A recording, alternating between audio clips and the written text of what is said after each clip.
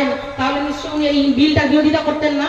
যার কারণে নারীরা 33% যদি সংরক্ষণ বিলটা যদি আমরা নারীদের জন্য লাগু হতো তাহলে প্রতিটা মেয়ে এবং নারী জাতি তাদের জন্য এই সিটটা বরাদ্দ থাকতো। তো এটাই আমার বলা। আর হচ্ছে মাননীয় মুখ্যমন্ত্রী নিজেও একটা মেয়ে, কারণ একসময় আমি ওনাকে খুব শ্রদ্ধা করতাম এবং আমার জীবনের প্রথম ভোটটা আমি তৃণমূল কংগ্রেসকে দিয়েছিলাম খুব আশা নিয়ে যে মহিলাদের জন্য উনি কিছু করবেন, উনি মহিলা মুখ্যমন্ত্রী। কিন্তু সেই আশায় পানি ফেলে মানে জল ঢেলে দিয়ে আমাদের এই আশাকে ব্যথিত হৃদয় নিয়ে কি বলবো, বলার কিছু ভাষা নেই।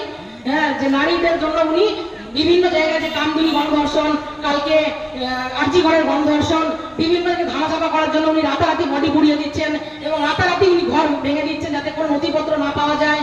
তারপরে সেইখানে সেই প্রমাণ লোপাটের চেষ্টা করছেন এবং নারীদের দাম কিছু সামান্য কিছু টাকার বিনিময়ে তাদের পরিবারকে ধরিয়ে দিচ্ছেন।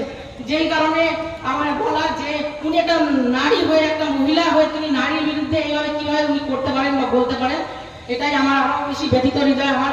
তার থেকে বড় কথা, এখন আমাদের যে অভয়াকাণ্ড হয়েছে, যে কাকিমা উনি ভোটের ইলেকশনে দাঁড়িয়েছেন পানিহাটিতে, সবার কাছে আমার এটাই বক্তব্য বলার যে পানিহাটিতে যে উনি দাঁড়িয়েছেন এবং ওনার কিছু দলের গুন্ডা বাহিনীকে উনি বলছেন যে আমার কিছু